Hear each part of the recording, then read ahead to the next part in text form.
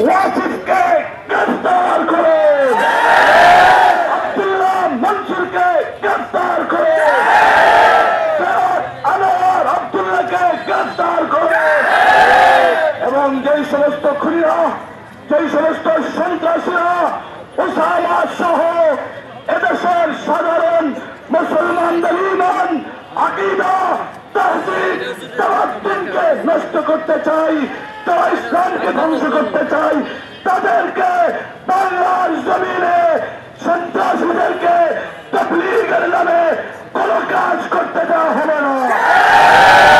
আমরা খুলনা মার্কাজ থেকে এই সন্ত্রাসীদেরকে অনতি বিলম্বে বের করে দেওয়ার জন্য প্রশাসনের কাছে জোর দাবি জানাই।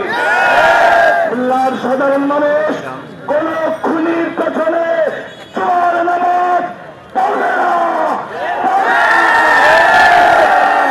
আমার ভাইরা, আমাদের বক্তব্য শেষ, শুধু এতটুকুন বলবো, অন্তর্বর্তীকালীন সরকারের প্রধান উপদেষ্টা প্রফেসর ডক্টর ইউনূস সাহেবকে আপনি অত্যন্ত সাহসিকতার সাথে, অত্যন্ত দূরদর্শিতার সাথে দেশ পরিচালনা করছেন।